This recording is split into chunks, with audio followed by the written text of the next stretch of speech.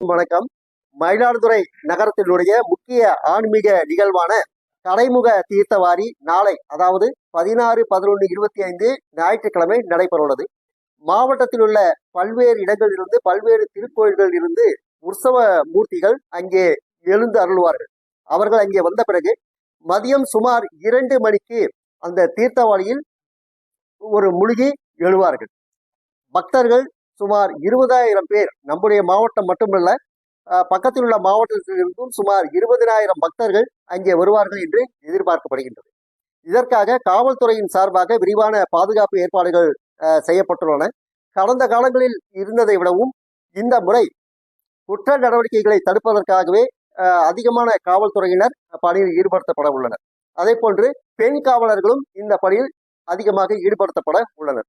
ஏனென்றால் பெண்கள் அந்த முழுக்கின் பொழுது சில பேருக்கு கடந்த காலங்களில் செயின் ஸ்நாச்சிங் போன்ற நிகழ்வுகள் நடந்துள்ளன. ஸோ அதனை தடுக்கும் பொருட்டு பெண் காவலர்களையும் அதிகமான பணியில் ஈடுபடுத்துகின்றோம். அதே போன்று சிசிடிவி கேமராக்கள் இந்த முறை 30க்கும் மேற்பட்ட சிசிடிவி கேமராக்களை இன்ஸ்டால் செய்வதற்கு ஏற்பாடு செய்துள்ளோம்.